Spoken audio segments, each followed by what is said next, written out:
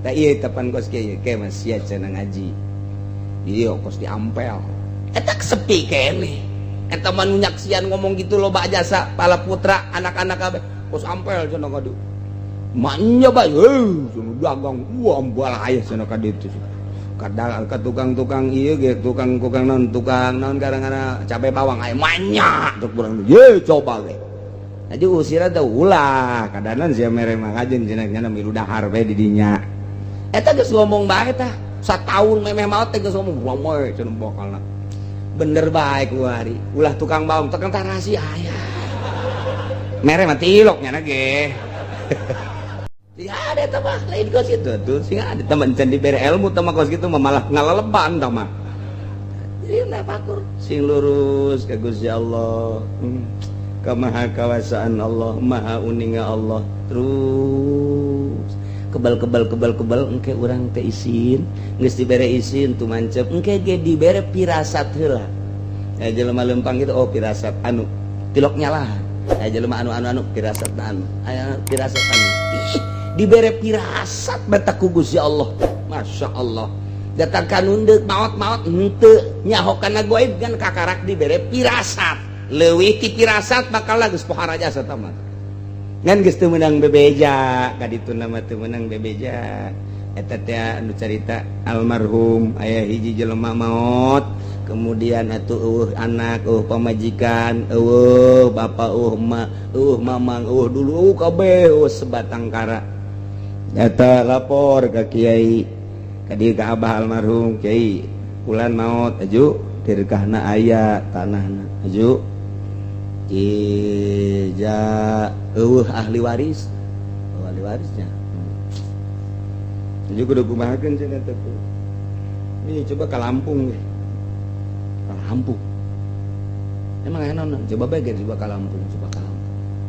padahal teu wauh teu naon kata almarhum teh nyebutin coba ka Lampung lah Lampung mana tah Lampung nu belah dieu lah ulah jauh-jauh coba belah dieu datang we ka ditu jaritakeun si anu coba kumaha teh busugan aya coba urang Tangerang mana nu aya di Lampung bejakeun kitu karumpul nu nyaho terus lidik sih warenganan bener aya ahli warisna teh eta padahal teu nyaho si eta hirup di mana si eta di mana kok bisa kos kitu tah urang mun ditanya bapak eta bisa nyaho wah tuh kos kitu yo teu ngajawabnya na eta lain urang hayang nyaho eta ilmuna kos kitu nang di mana eta tah bisa dibeli kitu ku urang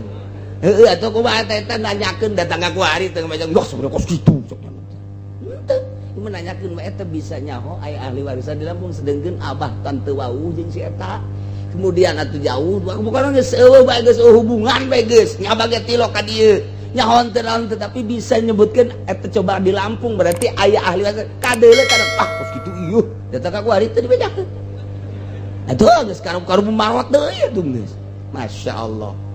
tah ieu tepan kos kieu masih cenah ngaji ieu kos diampel eta sepi kene eta mah nyaksian ngomong gitu loba jasa pala putra anak-anak kabeh kos ampel cenah kadu maknya bae cenah dagang ambal aya cenah kadu itu kadang ke tukang-tukang iya ge tukang non kadang-kadang cabe bawang aya manya untuk kurang ye coba ge aja usirna teh ulah kadanan sia mere mangajeng cenah milu dahar bae di dinya eta geus ngomong bae tah sataun memeh maot teh geus ngomong wamoy cenah bokalna bener bae ku hari ulah tukang bawang tekan tah rahasia aya mere mah tilok nya ge bacana kiai hayang dibere teh mah keur dongeng bae lah atuh jang naon tah rahasia sih Masya Allah bebejan teh naon teh celu celewe di dinya geus masalah geus masing-masing bae nyana-nyana urang-urang atuh ngan sing tartib bae hiji ulah aya sampah-sampah lantaran di lain tempat dagang geus niatanana ka dieu ngaji beheulanan kadua kakarak neangan mah isa geus ulah ngotoran di dieu engke lamun ngotoran di dieu engke kukula bisa-bisa meunang teu meunang dagang ulah dagang geus pokona mah dagang di mana bae tapi aing tetep minta untung itu jadi kepala dagang atulah tah eta kos kitu caritana alimul ghaibi wasyahadah wa huwal hakimul teges kateropong apa naon wallahu alam geus kos kitu bae teh jelema-jelema nu geus deukeut ka Gusti Allah teh kadang-kadang 10 tahun ka hareup kadang-kadang 20 tahun ka hareup komo tamah anu sataun deui ka hareup anu asana bukti-bukti bae masyaallah kunaon eta dibere ku Gusti Allah ngan teu meunang ngajelaskeun nu sajelas-jelasna besi engke kajahoan kawalianana beuh lamun aya jelema kanyahoan kawalianana ujianana ngan henteu dicarariuman doang mantap cara mah api lain main geus hiji kiai lantaran geus katembong kawalianana wow bisa salamanan bae kan kunyana ieu diborokan leungeunna tah gitu wow ngemu ka dieu terus salaman aya borokan kan embung punya nadi kieu-kieu ge tembong ya borok ai urang mah sia kai balikeun atuh aing kieu teh ku sia ieu aing kiai tolol sia kai ai urang mah hayang disasalaman ai lu asli mah wali atuh embung itu diborokan gitu teh geus nya asal nu sasalaman los tah sia ieu da henteu ngan ieu na doang sakitu tah ja embung ai nu asli mah teu hayang disasalaman teh emang kumaha kitu teu hayang isin ka Gusti Allah isin encan meujeuna asana disasalamanan encan meujeuna asana di kitu-kitu teh boga isin makin ka ditu makin isin makin ka ditu makin makana akhirna mah kos kitu nyanana tadi borokan teh di anu supaya arembungeun ai urang mah lain malah ngahaja engke sasalamannya kayaknya aju cium tangannya sehingga ada sia ulah aya kaliwat barokah anya wali nyebut barokah ka sorangan gantung habak ya kos gitu ieu teh kos kitu ya alimul ghaibi wasyahadah wa huwal hakimul khabir teh engke ti dieu urang mulai minggu hareup bakal ngadongengkeun Kangjeng Nabi Ibrahim alaihis ieu bakal na ieu dongeng Kangjeng Nabi Ibrahim ujian nu ngabesan rugi ujian ieu mah gitu panjang dongeng ieu mual tamat datang ka 3 minggu ieu mulai ida Al-Qur'an ku ari urang ngadongengkeun Kangjeng Nabi Ibrahim alaihis salam geus besi minggu hareup deuk kondangan diheula-heulakeun ieu lantaran ieu moal kabangi deui mah angel jasa ka balik deui teh angel luar biasa komo nu kolot mah moal balik deui kabul modar nya atuh wa idh qala Ibrahimu li abihi azara wallahu a'lam a'udzu billahi minasy syaithanir rajim bismillahirrahmanirrahim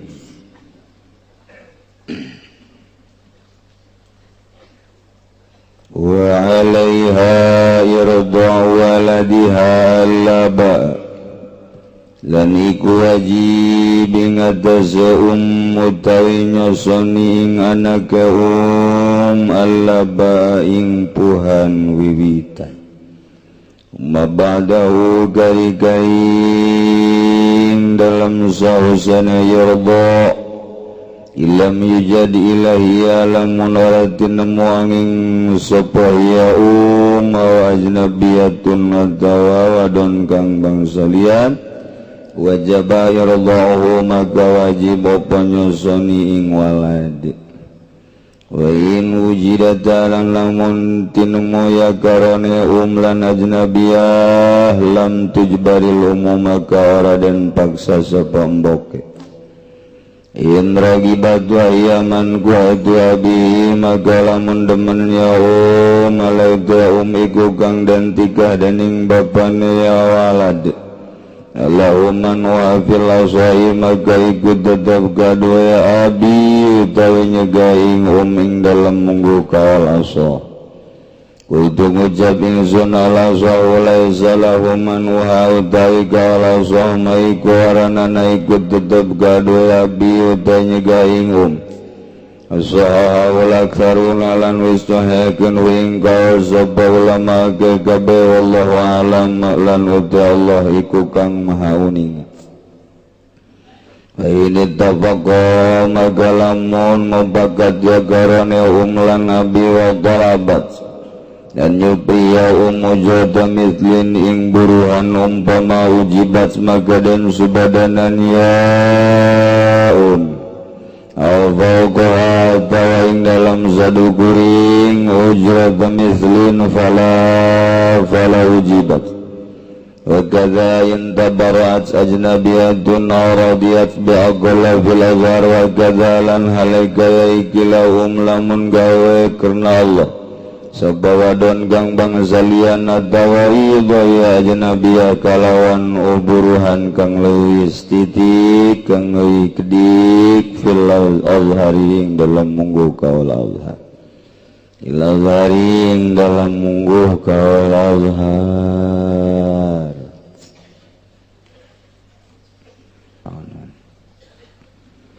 Pertanyaan bagi kalau kita investasi uang pada usaha tertentu, misalnya usaha tempat pembibitan, peternakan, sekaligus pemotongan daging sapi atau kambing dengan pembagian keuntungan setiap penjualan daging tadi. Per kilogramnya kita diberi Rp1.000 dan dibayarkan awal bulan. Apakah uang yang Rp1.000 tadi termasuk riba apa bukan? Riba tuh siapa pas gitu. Iya mangga sababarakari pertanyaan kos kieu can kahalal artikel ku hulu sia. Segala daging, segala tek-tek bengek gitu-gitu kene, ieu teh kos bank kene. Daripada kos kieu mending nenden duit di bank bae deposito. Gitu-gitu kene. Cenah ieu mah dagang dagang kos kieu teh ngaranna kitu syirkah dek kirod sabodo teuing dagang mah aya aturanana asal urang kabehan nyaho. Artina nyaho teh kieu urang dek invest di hiji perusahaan di NASA misalnya ulah letik-letik lah NASA lah urang boga modal pangletikna di NASA urang mah 1 miliar letik nya nama meureunanan bangsa 100 M urang 1 M tak urang teh mun deuk invest kudu nyaho modal keseluruhan nu nyana sabaraha nu ibu itu nu ibuna sama boga ibu ode daing ngaranna nya urang 1 miliar nyana 100 miliar nyaho ta harga modal keseluruhan geus engkeuna untung babarengan rugi babarengan ke kalkulasi urang deuk dibere sabaraha persen itu teteh mun cenah ieu bagina bagalna teh bagi 10 9 nyana urang hiji rugina geus kitu kene nyana rugi 9 urang rugi hiji jadi karugi-rugina kudu babarengan ieu mah pan kos kitu teh hayang untungna doang per kilogram dibere 1.000 ai modal kabehan nyaho teu mun 10 urang jadi sering sabara duit kudu dikanyahokeun perjanjianna untung bareng rugi bareng kitu tah henteu teu ceuli aing datang ka kitu bae ge cak aing teu mending nenden duit di bank deposito sakalian ngerebek ka neraka lese segitu bae sih urang nunda duit di tukang emas toko emas biasa sokadar itu Tasikmalaya itu Garut, Bandung, pedah nu dagang teh tetangga atau kawauh. Engke urang dibere per bulana, kadang-kadang sok dibere urang teh gitu 500.000 atau 1 juta. Eta kos kitu riba lamun urang kadinyana lain nginjemkeun. Mun nginjemkeun ulah hayang dibere. karena Allah subhanahu wa ta'ala lillahi ta'ala Allahu akbar. Mun aya untung atuh kudu pas ini ye kula boga modal ye cek tukang emas ayo orang babarengan ayo sabaraha dinya modalan ye nu kula ye adalah 100 juta tah nu bapa sabaraha kudu dikanyahokeun nu tukang emas tah sabaraha. Ai urangna doang mah nyaho itu teu jaho riba ngaranna. Ieu kudu nyaho nu bapak sabaraha nu kula mah 1 miliar. Oh, kula mah 100. Ya geus. Jadi engke pembukuanna tiap bulan kudu dikanyahokeun ku kabehan pan babarengan dagangna. Manya babarengan nu nyahona tukang emas doang urang henteu. Ih, pikir atuh ku hulu sia. Ai babarengan kudu nyaho guys kumpulan nih 100 sebulan sekali atau seminggu sekali penjualan kue anu tanggal sekian iya sekian tuh jadi sebulan keuntungan sekian ya tak berarti ya orang bagi 10 kula 9 maneh hiji bulan kedua gitu kena bulan ketilu tak iya rugi bulan anu rugi jadi ai kerugian dina bulan iya kerugiannya 10 juta geus aing 9 juta rugi sia 1 juta daek teh sia kitu tah geus kitu eta ngaranna babarengan ieu urang hayang untungna doang dagang sapina ge teh nyaho nimbangna saha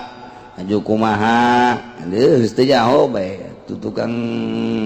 non gitu ngaranna tukang sampe diajak dagang daging mal beres tak kudu nyaho kabehan dek di toko emas dek di pabrik nasa dek di perusahaan daging kudu nyaho kabehan mun 5an modal keseluruhan sekian 1 miliar si A sekian si B sekian si C sekian si D sekian nah si C sekian terketahui modal keseluruhan ti A B C D E dah kanyahoan kuari ndek bagi kumaha itu geus untungna bareng rugi bareng ieu mah pan lain unda duit di toko emas sebulan ngalir giliran rugi bade dicokot pan duitna Pak gara-gara dia lah ieu mesti kabulu bahaya cenah ieu duit dicokot embung rugi eta kos kitu riba geus dikieu-kieu riba bae kajian kumaha kecuali nuturkeun sakumaha tadi.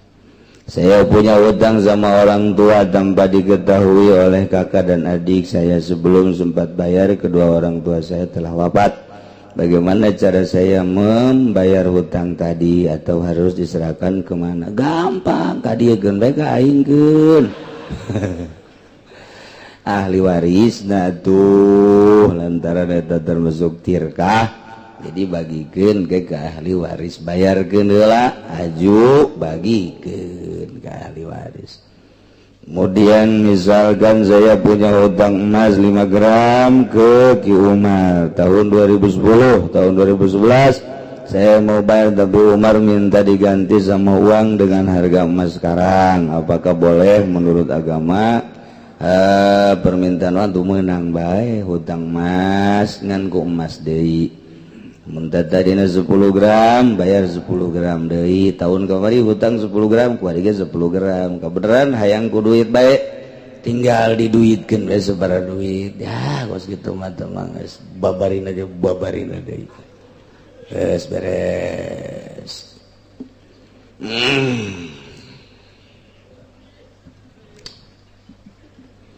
urang nuluykeun masalah soal nafkah Sarwiti kawin jeung Ki Zaid kuari boga anak ngalahirkeun Sarwiti eta anakna begitu datang ke alam dunia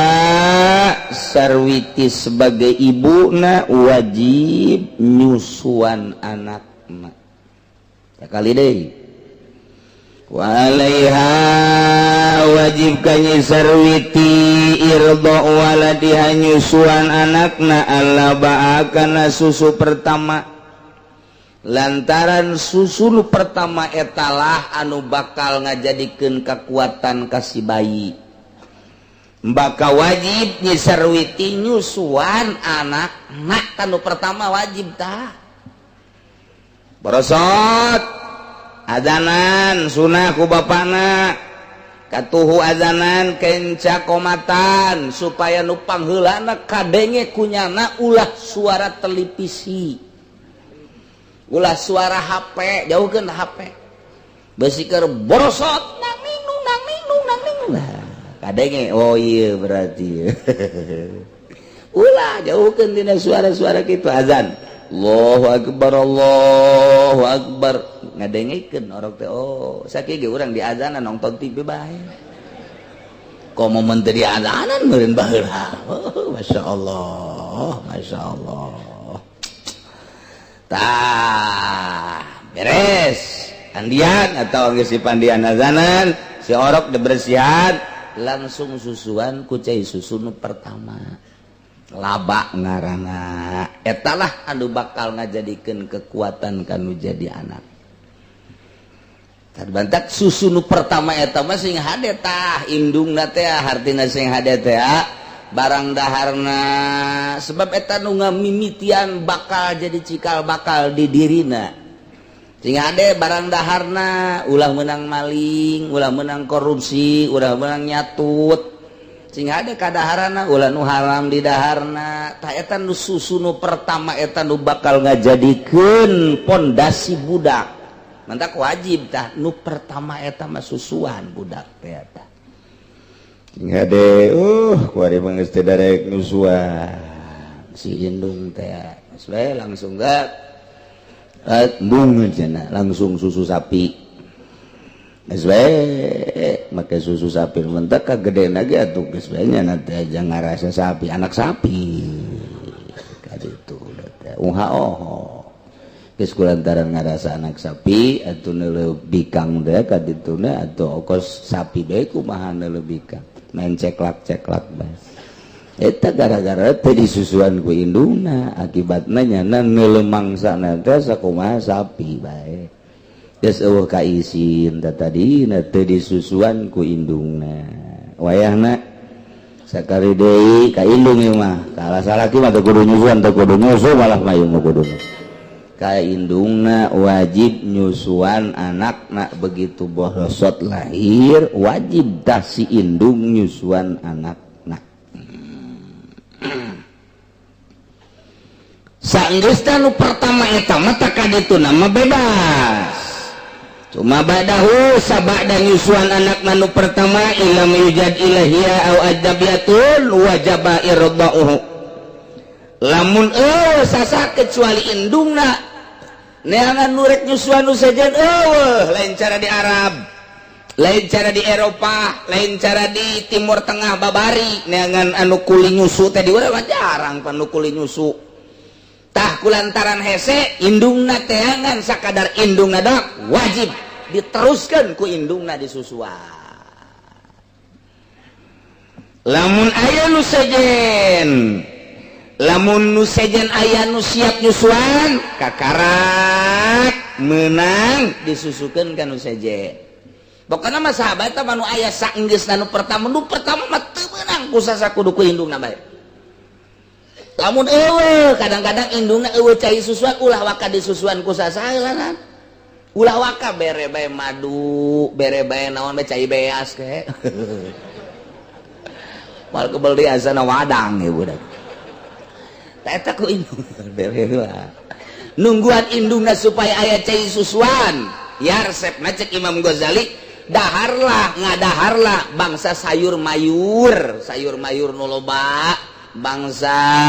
senggang kangkung jeung sajabana tak engke subur cai susuna susukeun ka anakna nu pertama mah tungguan ulah disusuan ku sasa geus beres susu nu pertama tak kakarak mun sasa ku indungna deui mun aya nu sejen indungna ngameunangkeun mangga bapana ngameunangkeun mangga disusuan kudu sejen ieu ka urusan nyusuan mah geus rapih agama deuk kumaha deui ndek kumaha deui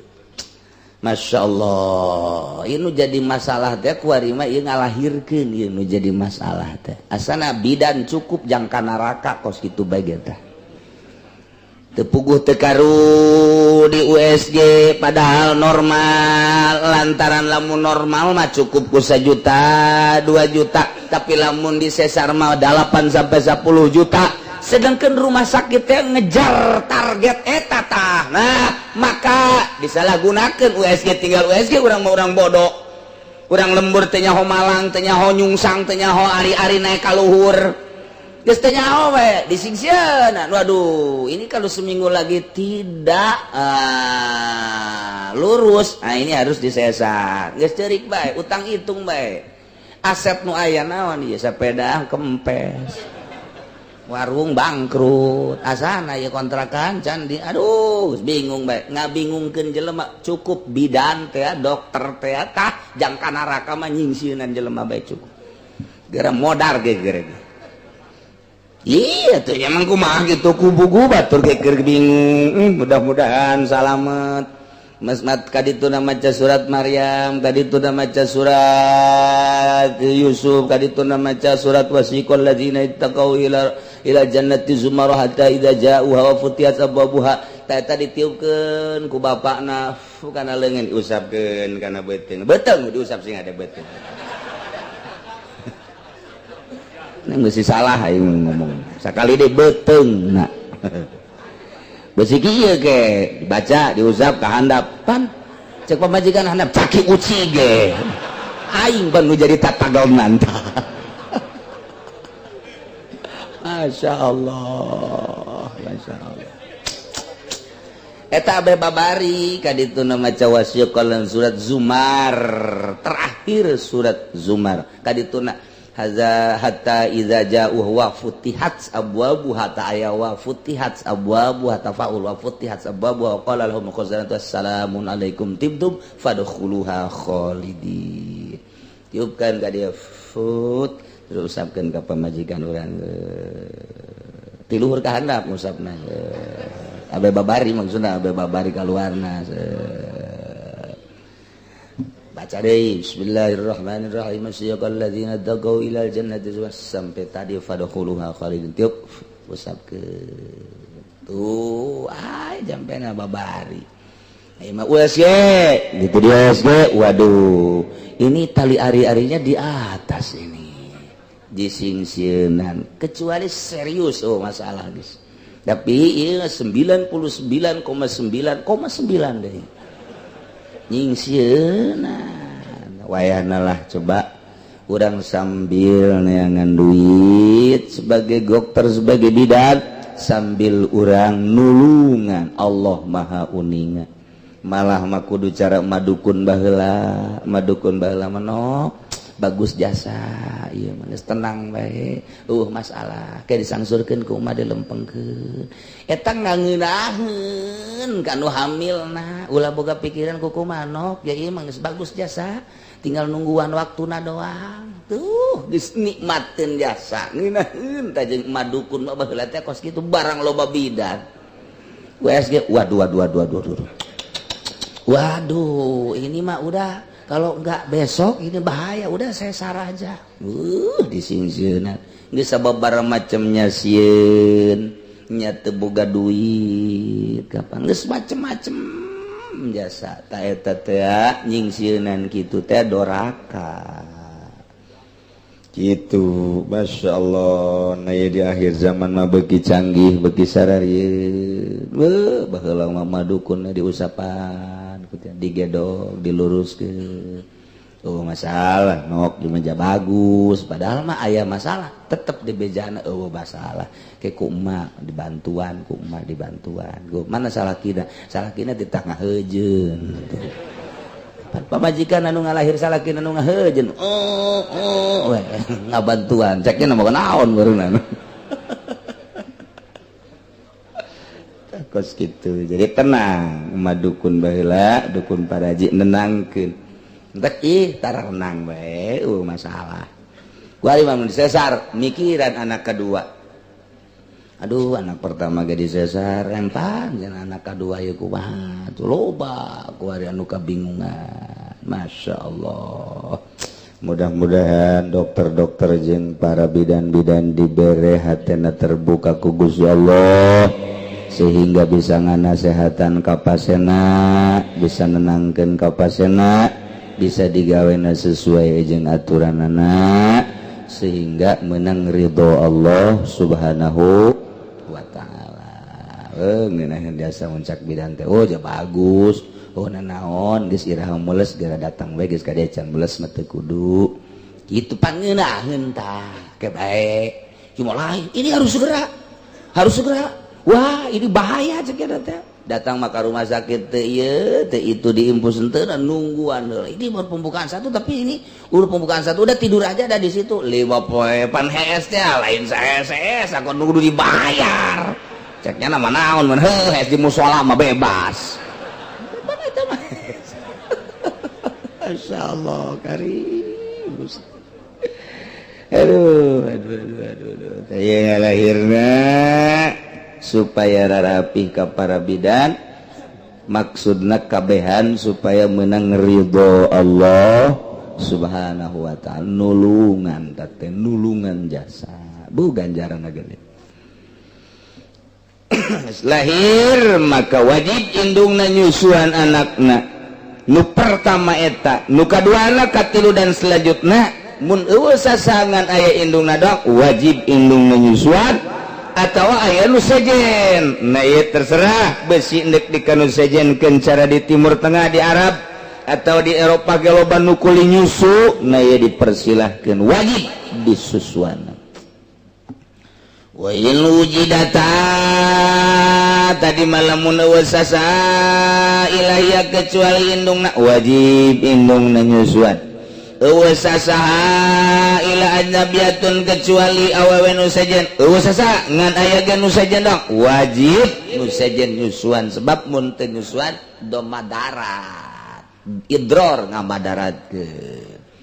cek syariat bisa maot mun teu disusuan wa in wujidata lamunnya indungna aya nu sejen gaya nu siap nyusuan lam tujbaril teu meunang dipaksa indungna kudu nyusuan nu penting mah budak aya anu mangnyusuankeun teu mesti indungna bae kabeneran indungna dilarang mah ku salakina aya tapi nu nyusuan nu sejen neng ja aya ieu tuh nu nyusuan nu sejen neng mah ulah nyusuan pan kunaon kitu ka osok bedek bedek ada udah burak teh gitu asal tadi nyusuan we gua sok mah urang Turki nah di dele-dele teh waduh tama tuh aya 2 letreun mah ulah nah eta lamun dilarang terserah lamun atuh ngobrol-ngobrol atuh ulah susukeun ka batur asi aya mah tapi lamun eueuh nu nyusuan ba nu sejen haju kitu aya ge indungna doang teu meunang dilarang-larang mun aya nu sejen teu bisa dipaksa indungna teu meunang endek bae mangga henteu bege masalah bayeun rogibat wa yaman gua tu abi mun nyanana hayangeun si indungna nyusuan sepisan ka anak rasa deudeuh rasa cinta sedengkeun indungna teh termasuk nu ditikah ku bapana eta teh tadi palahuman wa filasoh menangkan nu jadi bapana ngalarang pamajikan asli nah ieu dilarang ulah nyusuan geus bikeun bae ka nu sejen teu naon kos kitu aya setuju kabehan tapi cekaul aso laisa lahu man uha teu meunang ka nu jadi salakina aya ka bapana eta budak ngalarang indung budak tina nyusuhan wa sahahul aktsarun disahihkeun kaul nu ieu khusus seueurna ulama wallahu a'lam fa ini tafaqqa talabat ujrata misin ujibat wari pamajikan jeung bapana budak jeung emakna jadi suami istri pas ini geus kuari malah disusuanana sanajana nu sejen ge ku neng bae oh ku neng bae heuh ulah ku nu sejen ulah atuh teu naon tadi mah kula moal yang bebas bae gitu henteu lah koneng bae susuan cek salakina teh cek pamajikan atuh teu naon ngan kurang mah bayar heueuh sabaraha tuh bayarna teh eta teh sapoe teh kudu dibayar 50.000 eta harga biasa eta 50.000 teh harga biasa. Cek salakina lamun sapoe 50.000 10 poe 500 sebulan 1,5 juta kan pencit we aing atuh. Tadi mah mun 1,7 50.000 bayar non gitu kan eta murah eta sakitu teh 50.000 aduh tawar jadilah 40.000 sapoe eta teh hayang dibayar si pamajikanana nyusuan anakna teh nu tadina ja aya ieu batur mun eueuh batur mah tetep teu kudu dipasinikan wajib disusuan ku manehna ieu lantaran aya batur nu siap diburuhan eta teh meunangkan dikabaturkeun ku ari mah ditita ku salakina geus bae kuneng melah ulah ku batur atuh teu naon tapi kula bayar sapoe 50.000 adu tawar jadi 40.000 wajib tadi bayar pamajikanana gitu ya sehingga deh kebaliknya aja yang minta bayaran deh.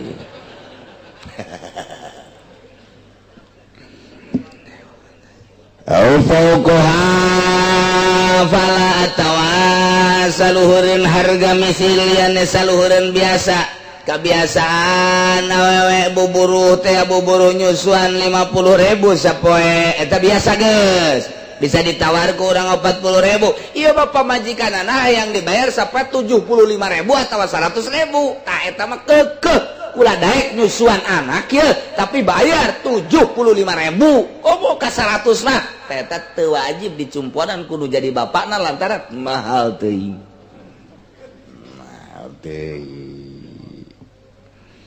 wa kadza intabarat ajnabiyatun radiyat bi agol fil azhar kitu kene seperti indungna intabarat lamun gawe karena Allah deungeun awewe tatanggana awewe kawauhna atawa deungeun nya siap menyusuankeun karena Allah ka eta teh dipersilakeun sakumaha kos indungna bae Auradiat biakola tawarido ku harga nu leuwih saeutik tibatan harga umpama harga misilna 50.000 tapi nya nama ridoeun tapi nya nama siapeun ku harga leuwih saeutik batan 50.000 cukup bae cekna 20.000 mangga teh teuing tina ujroh misil nu tadina 50.000 ieu mah geus 20.000 bae mangga wajib lain mangga wajib diijabah kuno jadi salaki naku bapak eta budak gitulah urusan nyusuan ya mantak kurang ke pemajikan kudu bager lantaran pemajikan geus mangnyusuankeun anak kurang pamajikan atuh ka urang ka salakina kudu bager lantaran nyana diurus kuno jadi salakina geus silih balalager mantak naon jeung moal kebeli di alam dunia mah geus lamun salaki bager ka pemajikan pemajikan bager ka salaki begitu maot ka salalorga kabehan pan indah jasa masyaallah coba mun salakina galak jasa jeung pemajikan nama sabar pemajikan anak ka sorga salakina ditinggalkeun ka puntennya kula mah ka sorga ti heula ji panatus sia meninggalkeun aing atuh bongan kakak baheula sok nampilingan kula ditumpakan ongko ditampilin ongko ban kula ayo mah kula mah jadi ditakar itu ku malaikat ka sorga ji atuh kakak ditinggalkeun atuh kumaha kakak bae teh mah dadah cak pamajikanana bo budak didadahan ka sorga ih panu kabina-bina entak wayahna kanu jadi salakina bageran si pamajikan ge bager ka salakina moal karabel deui urang teh bakal ninggalkeun dunia wallahu a'lam bissawab minasyaitonir rajim bismillahirrahmanirrahim at-tahlilul labziyu tawi iki iku urayan kang bangsa lafaz laisa fi maduna makna duna agolla awagin jamu giyatin wayalan ladayu giyam ma'rufatun kugang den kinawaruhi wa kudirat hunalan den kira-kirakeun yaugia huna ing dalam kene banggonan biar ba'ina dirhaman kalawan 40 dirham minal warik bifatil wawi macane kalawan fatawa wa kasrail fa'al fiddah lelen gasakeun rone warik al fiddati yakni perak sadaqatun temana zakatun zaudun minal ibil duna nazawad ma baina salasa wal asyara minal ibil Widawataikum waktu masagang tetap ing dalam antarane 3 lan 10 minal ibil saking onta bilangan gitu antara 3 jeung 10 ngaranna zaud awasuk jamu wasakin wa wasitun azan lan ladawi awasakikun 60 golak Suarba'atu amdadin lan ladawi sasaiku 4 pirang-pirang mud kalikeun 4 kali 60 wal mudulan ladaya mud abnatun nego sacauk di kafai rajuli kalawan efek-efek rorone wong lanang al mutadili kang sedang ulah jangkung gede teuing ulah leutik teuing sedang alladzi laysa bi'azimil kafain wala saghirihim amranana ya ladzi kutetep kalawan agung efek-efek roro lan lara kang cilike kafai sedang mengenahin sedang janggung teuing ulah pendek teuing ulah sedang gede teuing ulah leutik teuing ulah sedang ngaranna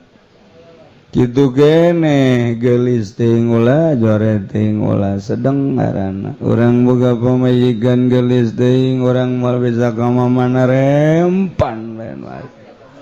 neuk ka mamana rempan pamajikan basa nu ngaganggu ku sebab geulis jore teuing urangna los wat neuk ka mamana los pan sia mah lah malah nu ngaganggu bisa nu beukieun teu bagus sedeng jadilah ikulani lalaki ge kasep teuing ulah jore teuing ulah kasep teuing atuh pamajikan rempan jore teuing jare si eta atuh geus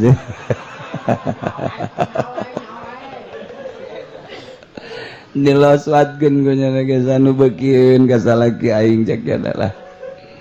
ikulade siji wujub zakat dari kang awalik wajib zakat fil fiddating dalam salak bahimatil an'am lan jakaya bahimatil an'am pirang ingon-ingon bayanin yusabi kulli sun bil min dzalik al martalakeun yusab saban-saban pantagang tetep saking mangkono fiddah baibah 2 wujub zakat utawi kang kaping done iku wajib zakat bil khamsati awsukin dalam 5 pirang-pirang wasak bila tamari saking korma wala bilan wijil fama fauq kabarang kang teteping dalam sadu kuring khamsah wa bihadza qalal jumhur lan kayawani kilaiki wujub zakat ngujab til khamsati awsuk ngujab sapa ulama jumhur walam yasyarit an yusabalan ora nyarat kening yusab sapa Abu Hanifah Imam Abu Hanifah man teu nyaratkeun nisab penting mah boga sabaraha keluarga qala lan ngujab ya Abu Hanifah tajibu zakat bil qalil wal katsir wajib apa zakat ing dalam kang setitik lan kang akeh mustadilan bi umumi qoulihi ta'ala ale kang amri dalil kalawan umum dawan Allah ta'ala urang mumal bisa abi mama bani bamaku umumna ya jawa nakhsis wa atu haqqahu yaum hasadi lan wa kan sirakabe haqqahu ing akeh yaum hasadi dalam dina panene si wong pokoknya kaluarkeun poean panen deuk loba rek saeutik itu tilu suku tu zakat kang kaping telu iku logore zakat bimadum nyunduna khamsi awagin dalam barang kang tetep ing dalam kurang 5 pirang uga minal fiddati saking salaka wa madunal khamsi lan barang kang sandapeng 5 minal ibil saking onta wa maduna khamsati awsukin lan barang kang kurang 5 pirang wasak minat tamari wal habi saking korma lan wijil an Salim ibn Abdillah wallahu a'lam bissawab.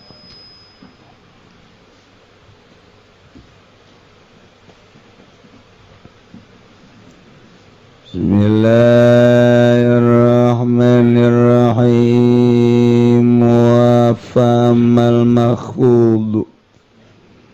maka napun utawi kang den jeerkeun bil harfi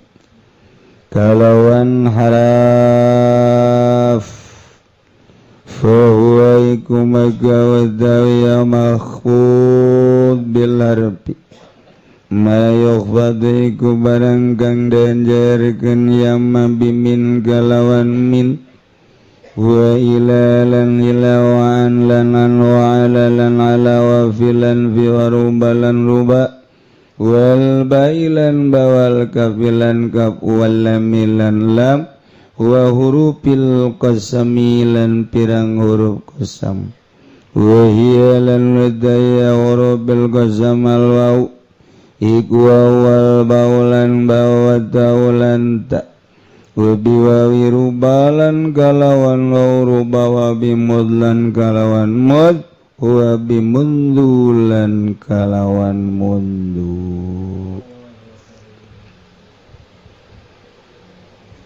di mana-mana jelema ibadah ka Allah timimiti syariat naik kana tariqah naik berhakikat ketikanya nanggeus aya dina hakikat nyana jadi raja nu asli lain belusukan lain gubernur Ahok lain bupati, lain camat, lain lurah, lain arat. Tapi orenganan asli naraja mah wali. Sebab nungaran raja mah jelema nu merdeka. Nu merdeka mah wali. Moal bisa merdeka lamun telatihan heula. Negara urang negara Indonesia 350 tahun dijajah. Hayang keluar tina belenggu penjajahan. Musyawarah seluruh rakyat Indonesia dengan dipelopori ku sababaraha pelopor. Aya Bung Karno didinya, aya Bung Hatta didinya, perjuangan aya Imam Bonjol, aya Raden Supratman, aya Ibu Ertini, jeung nu lain-lain. Karena kesemangatan bangsa bergerak menuju satu kemerdekaan, misi jeung visi dihijikeun tanpa pamrih. Alhamdulillah Indonesia pada tanggal 17 Agustus 45 menaikkan bendera Sang Saka Merah Putih, menyatakan negara Indonesia merdeka, ditebus dengan berjuta-juta mayat, berjuta-juta ruh anu ngagulimpang bapa anu ngagulimpang bapa kolot anu ngagulimpang pemajikan anak tetangga jeung sajabana hanya untuk kemerdekaan. Dia sila kemerdekaan dengan tebusan seperti eta. Anu boga sejarah baheula Bapak kolotna tertembak kena murtil.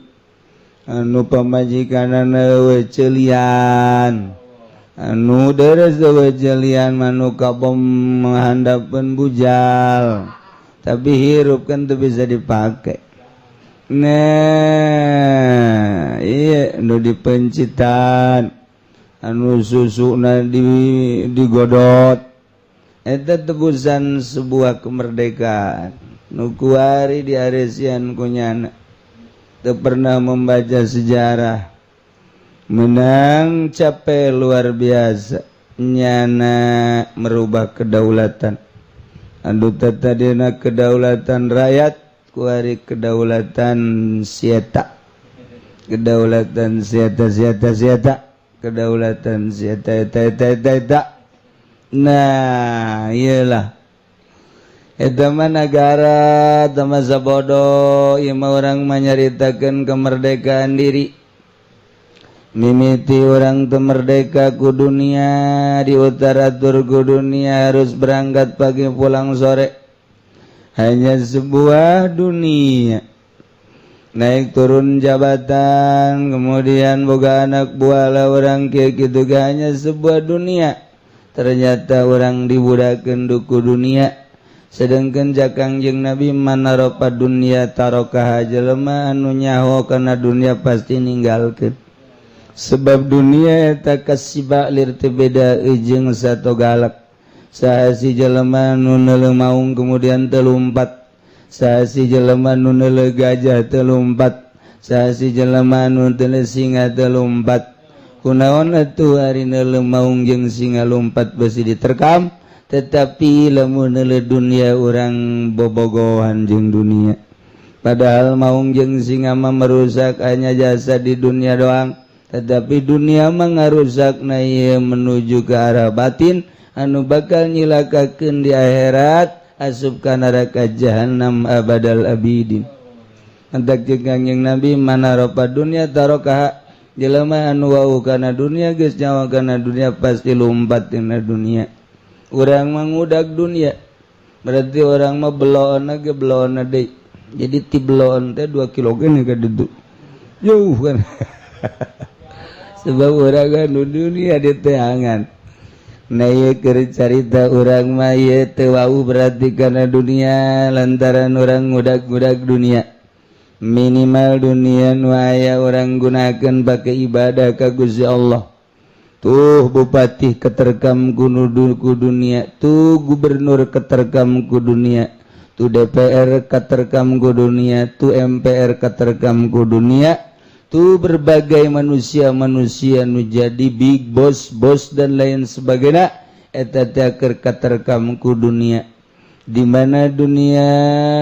yang dituturkan cek nyana puncak yuk, cek nyana Bali yuk, cek nyana ke luar negeri yuk, belita eta masuk hotel yuk, urang meuli yuk, jajan yuk. Dunia katerekam nyana ku dunia. Eta nama katerekam ku dunia sebab dunia aya urang mangudag dunia na eueuh. Adana eueuh jadi teu katerekam. Da ieu lamun kiai ngudag-ngudag dunia milu jeung partai Golkar aju aya nyana hidup-hidupan eta kiai keur katerekam ku Golkar. Kiai milu hidup-hidupan di PT ieu teh keur katerekam ku PD. Hanya sebuah dunia. Ninggalkeun ibadah ka Gusti Allah teu karasa beki ipis iman dilengitkeun kalazatan ibadah ka Gusti Allah nyana terlena babarengan jeung lurah camat bupati jeung bangsa aktor-aktor gitu politikus katerekam nyana nu kamari mah asaraya di masjid kuari nyana aya di pendopo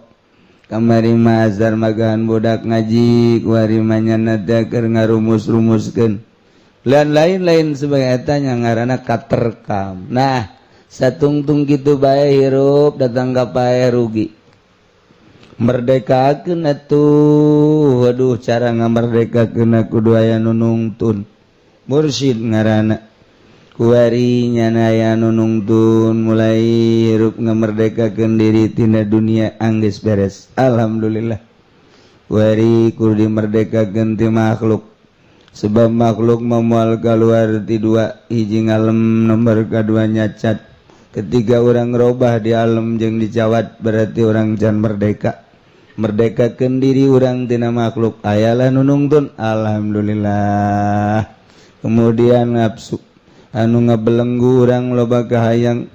Hayang ieu hayang itu hayang ieu hayang itu. Mun urang teu diwara nafsu teu diri Allahan, urang moal merdeka.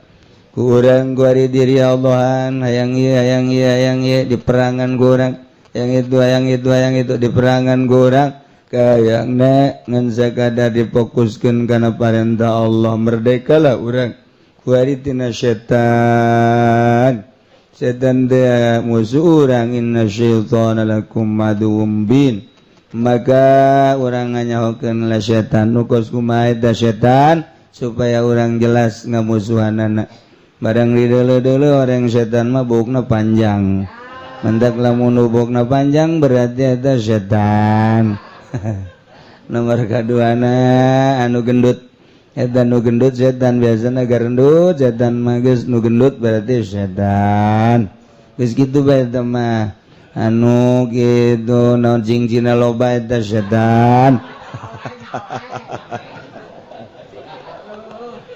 Aduh. Ih cenah jalain setan aing mah jelema okos setan. Wow.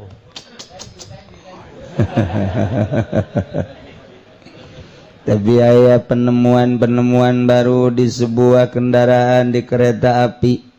Aya jelema panjang buukna, kemudian cicing bae.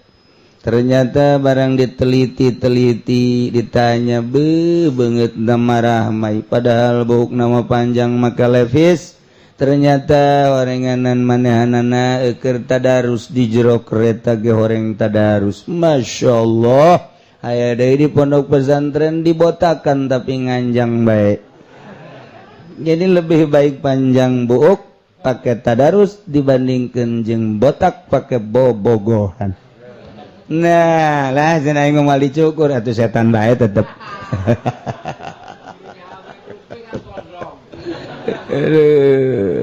Yembung di setan-setan nyana ngomong bae.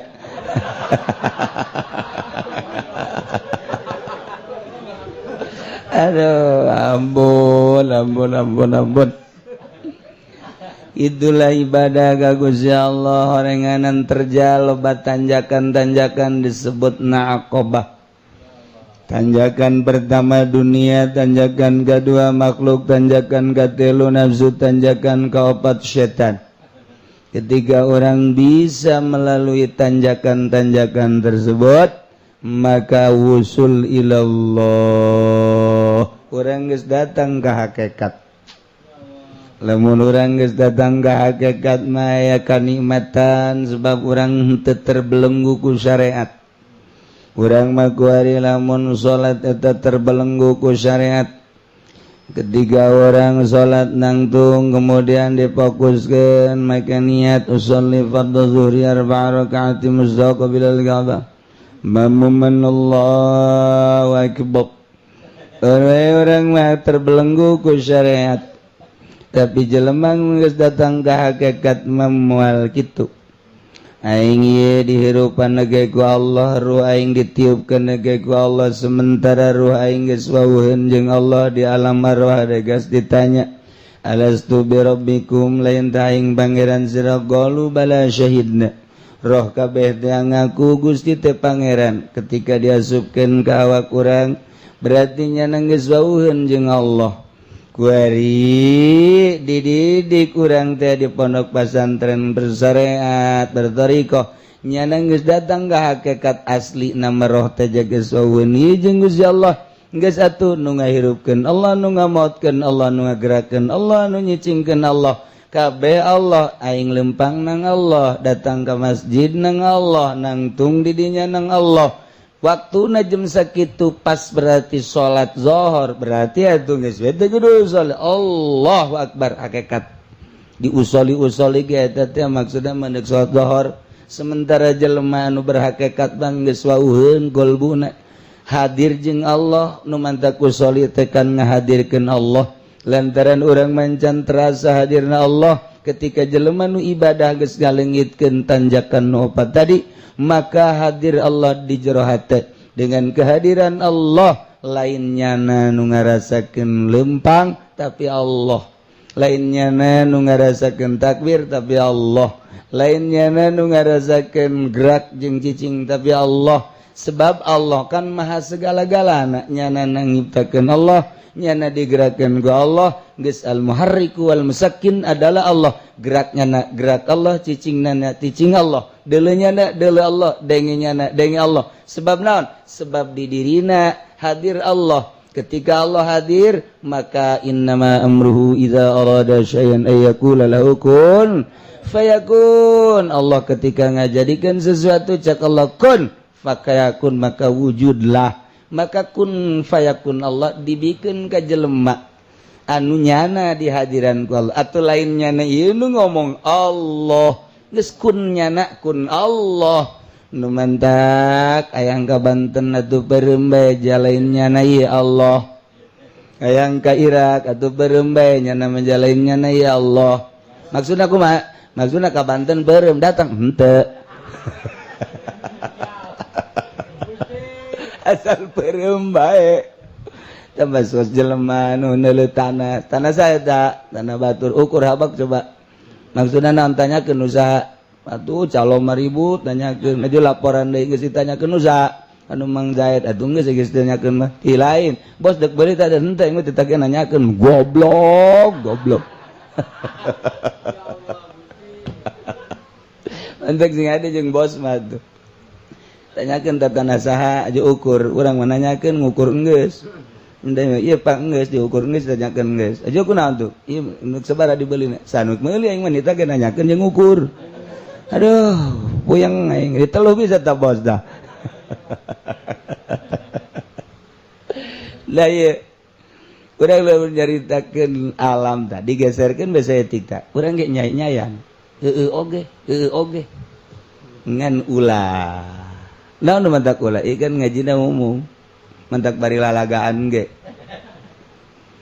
urang mun ngaji kos ge serius be atuh ujianna ka imah ge geus datang ka imah langsung ka kamar bluk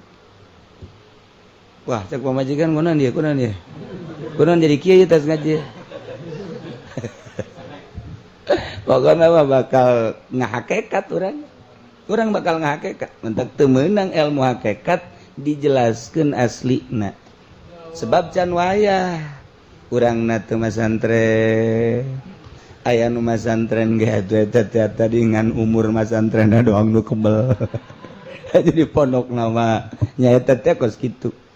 ye pancen kiai sok sombong sia ulah sok aju ngagetak ka aing kadeuleu kitabna Pansa Paris salembar aya coretan 2 lembar eueuh salembar aya 2 lembar itu mencatan dah eta kos kitu berarti sia teu istiqomah eta atuh ai kitu onam sia sok aju ka aing teh jeneng duh kiai sok sombong lain sombong deuleu kitab sia malah tafsir Munir sia ka mana eueuh dikuan dijual pakai nganjang tuh kan tapi ja geus kos kitu bae geus rada nyai-nyayan tuh mantak lamun urang ngaguru ka guru mursyid ngeunaheun bakalna sebab naon cara-cara ngahakekatna dibere nyaho kuyan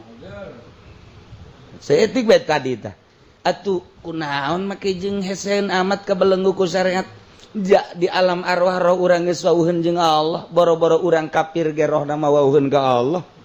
ketika diasupkeun ka awak urang kok jadi teu wauh jeung Allah nu tadi dunia makhluk nafsu jeung setan ngahalangan ka wauh roh ka Allah ketika nu eta geus dipiceun bray ngagebray ieu teh eueuh tabir eueuh halang jih atuh jeung Allah mah atuh geus teu make syariat harti teu make teu usoli jeung Allah jangan salat teh lainnya anak Allah mantak sa Siti Jenar dipanggil Jenar ka dia Jenar ya Allah ka dia Allah ya Jenar itu hese sudah manunggaling kaula Gusti bernyat-nyatu antara dirinya jeung Allah sasar teh urang ngomong gos gitu emang teh sasar atuh sasar sebab naon urang mah muhdasah urang mah hadis Allah mah godim masa ngahiji nu godim jeung nu hadis nah di dieu nu urang khawatir ieu kan menceritakeun perasaan eta menceritakeun wujud kidam baqau maqala bal hadis kiamun eta mah sakadar kembang lisan tama budak leutik ge bisa wujud kidam baqau muqalafatun lillawadisi kembang lisan nama jai tauhid nama lain eta nyulusukna perasaan yakin ke jero gelbu di awak urang aya golbu di jero golbu teh aya sir aya golbu mah ieu mah sonubari bentukna okos buah sonubari ketika dioperasi aya jalain eta tapi eusi kandungan eta di awak urang jasad aya daging aya naon garang-garana kulit aya daging aya getih aya tulang di jerona aya rohan geus di awak urang aya roh di kolbu urang aya sir hijikeun gerage roh jeung sir eta lah ngahijikeun eta frekuensina ketika aku roh jeung sir maka bakal muka blak muka syafah ngaranna mentak isuk-isuk muka calana muka hasyafah bari utek-utekan atuh teh kudu subuh bae cek kabeh berojak mah kapan maunya aja luar biasa atuh emangnya mah beuki nu muka hasyafah jerawat. Nah, jadi balik deui roh urang mah geus baueun jeung Allah. Nu mantak teu nyambungna jeung Allah asa jauh Allah dunia, makhluk, nafsu, setan. Maka Allah ngutus Rasul supaya miceunan halang-halang. Rasul mah geus maksum, langsungnya nama jeung Allah baena naon. Maka lantaran Rasul uswatun hasanah, Allah ngadamel peniru Rasul ialah wali mahfuz lamun wali lamun rasul masum lamun wali mahfuz ketika orang bisa kitu ngalengitkeun keterjalan dunia makhluk nafsu setan maka urang teh hadir di Allah kamana bae aya Allah mapib jubati ilallah dan di jubak wal kecuali Allah ba. Nah eta lamun geus kos kitu ngaranna berhakikat. Geus lempangna lain aing Allah. Diukna lain aing Allah. Nu salat takbir lain aing Allah bae kabeh hakikat mah jeneng Allah. Urang ge lamun nyarita, "Bo budak tabrakan, masyaallah." Ai sebabna mah eta ge nyana kenceng teh ieu naik mobil motorna. Ai hakikat nama tungges jadi tu nama itu Allah kan. Urang ge berbicara hakikat mah gitu bae. Aduh, eta budak kawin jeung nu geulis, padahal mah jajore beungeut nama. Ai sebab nama nu mantak eta nyana beungeut jajore kawin ka nu geulis barahan. Sebab hakikat nama tungges nang Allah bae ngahijikeun. Ai ku Allah dibere bogoheun mah sanajan geulis ka beungeut perang atuh bogoh bae. Padahal mah beungeut perang. Itu nang Allah ku ari kamari ieu urang resep kada cincin jante brek dibere resep ku Gusti Allah hese dengalengitkeunana aya satu rahasia naon rahasiana hanya warasikhuna jelema anu nancep hatena anu dibere nyaho ku Gusti Allah ieu rahasiana kamari teresep kana cincin ku ari bau resep jasa malah lain sakadar resep ajunyana nampung cincin sanggeusna nampung waduh dijualan kunyana dicek kunyana make nit waduh anu make HP trek anu diadukeun ngagenyai macem-macem tenang za jadi resep guari tenang Allah isu pageto dipicen deui ka resep hanya Allah segala-galana eta kan hakikat nama nang Allah. Nah urang guari bicara hakikat berarti lantaran jadi wali. Geus lamun urang guari bicara hakikat tinggalkeun syariat namantak eueuh heula jelema nu geus datang ka hakikat mah. Ketika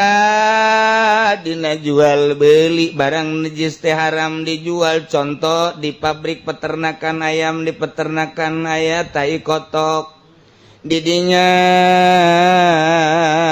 dibutuhkeun ku para petani. Ketika para petani datang ke pabrik dek meuli tai kotok, transaksi lah sakarung aja pendek sakarung sabarit kara tuh nyawan nya nama jasok meuli pan dasarnya na jurigna 4.000 sakarung dijual belikan jadilah meuli teh kotok sakarung 4.000 dibawa ke sawah aju dipake nyerubuk eta teh kapan barang najis teh dijual belikeun anak maka ketika dipakai surubuk teu mangfaat bagus mah bagus ternyata hapa bagus mah bagus barang geus reuneu keluar datang lagi itu bangkong bagus mah bagus barang keluar parena datanglah keong dan lain sebagainya angin teh banjir teh sebab naon urang nu nyieun ulah helah atuh cek dina Fathul Muin ulah kitu atuh kumaha ai nu mantek diela supaya sacek syariat kumaha carana kieu atuh lantaran barang najis teu bisa dijual belikan petani ngomong ka orang peternakan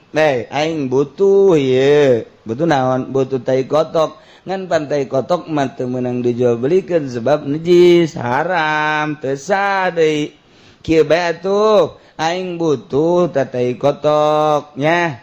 aju aing bere atuh ku sia teu naon cak anu di pabrik peternakan teh talos jang sia tai kotok sia butuh tai kotok na sabaraha aing butuh 100 karung atuh teu naon nu penting mah ta nu muatanana sakarung bere 4.000 kartid teh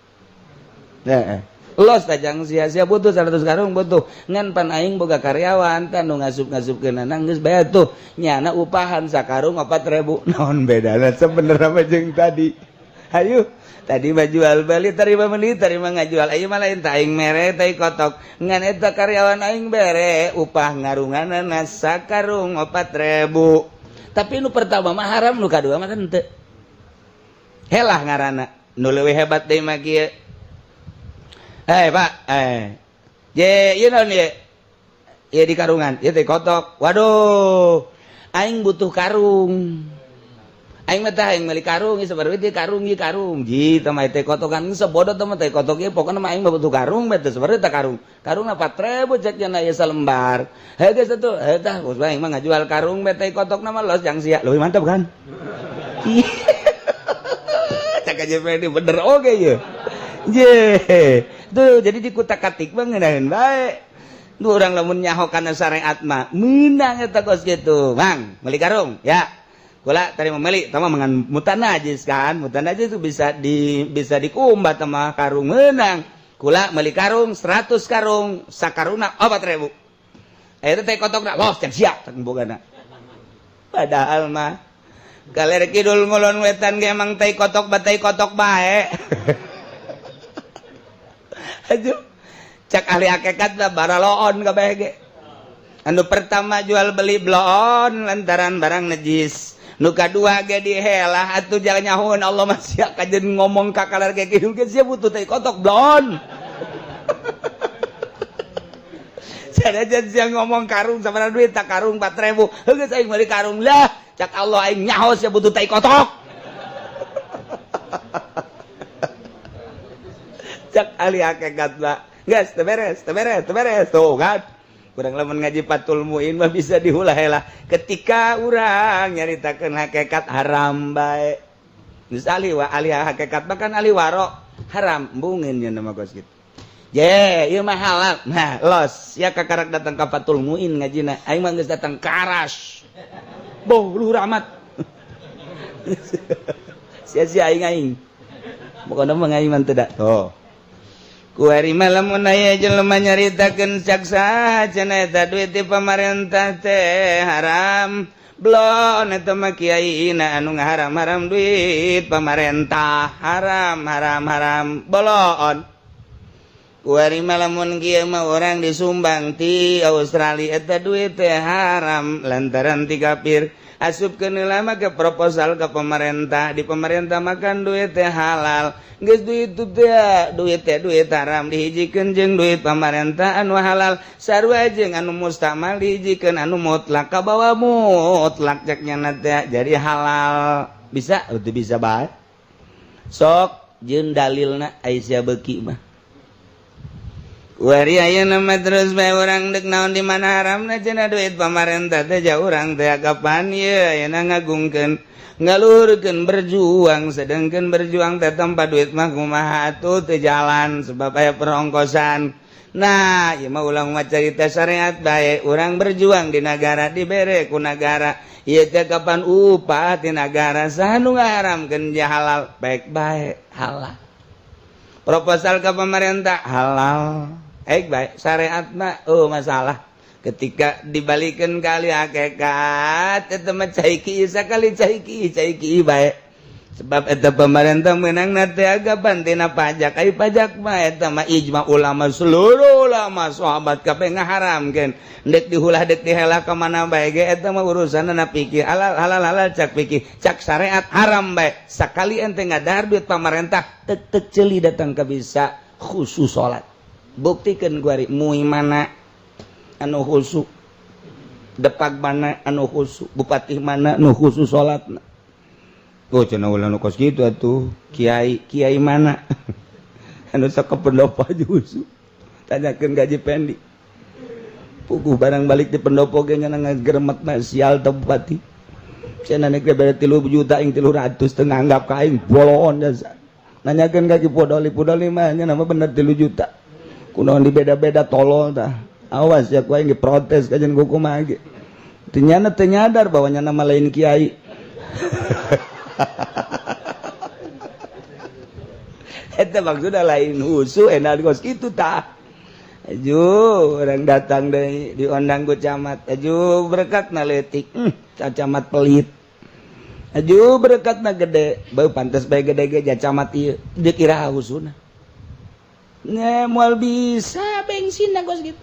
jadi kajenteun ngaler ngidul ngeten ngulon ge sakali haram-haram bae ahli hakikat ngaranna nu mantak sedakok mambungeun leumpang di jalan raya ndang pamarentahnya nama kudu di sisi bae embungeun ngaharamkeun jang dirina leumpang di jalan ngabangun pamarentah tuturkeun ku sia ahli hakikat modar bisa sia ayo moal gaudah gali hakikat mah ketika jana nanya kiai kunaon ngaharam-haram emang kunaon atuh jadi dalil lagi atuh leg-leg ku sia dalil ngaji naon sia atul muin ngaji naon sia Fathul Wahab Raudhah Iqna leg-leg ku sia ai kiai naon kitabna Aras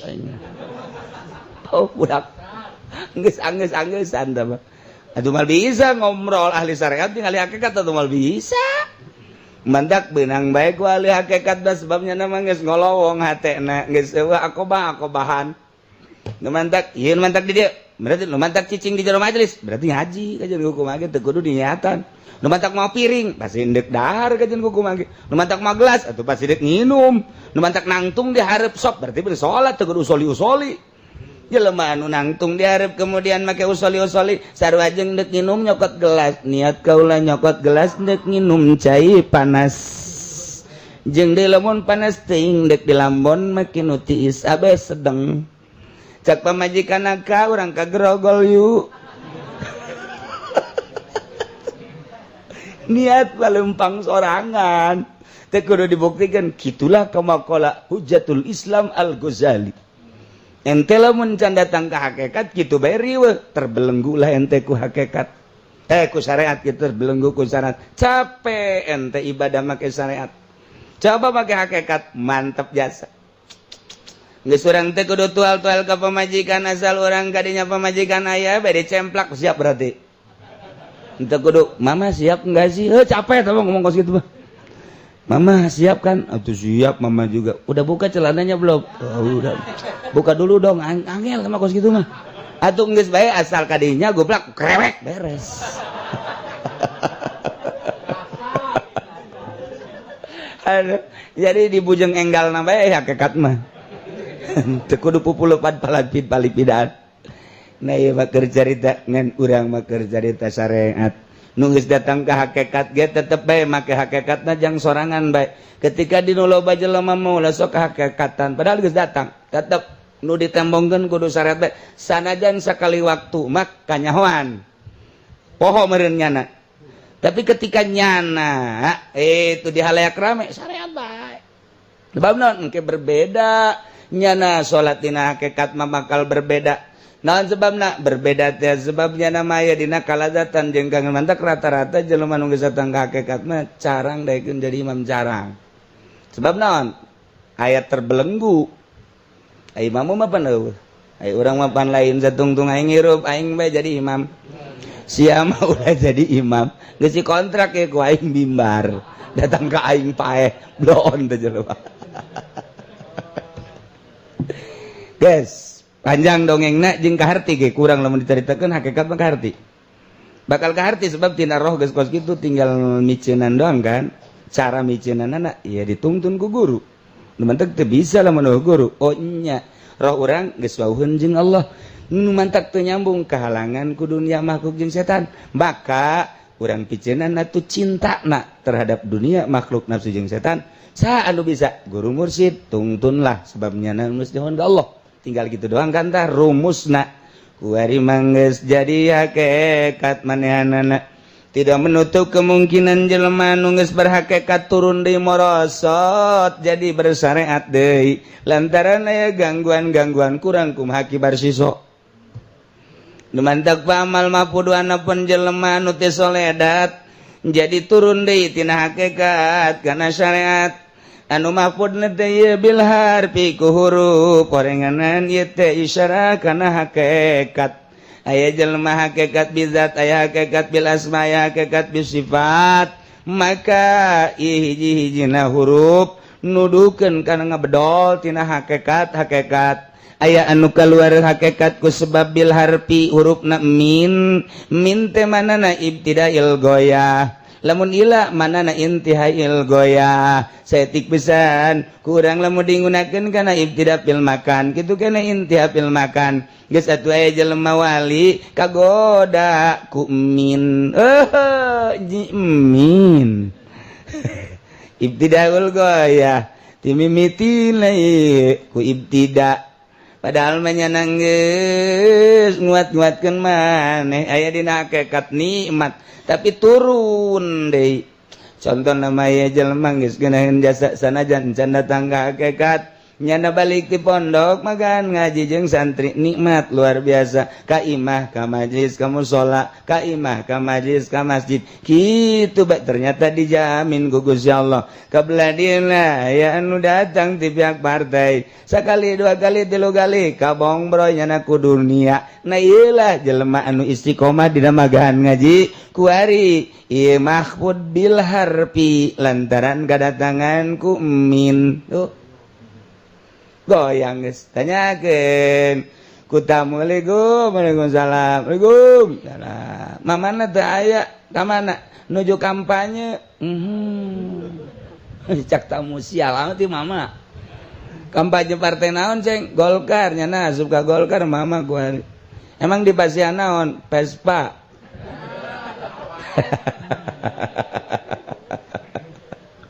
Wartosna mah cenah hayang Avanza. Ngan duka kumaha engke maksudna transaksina maksudna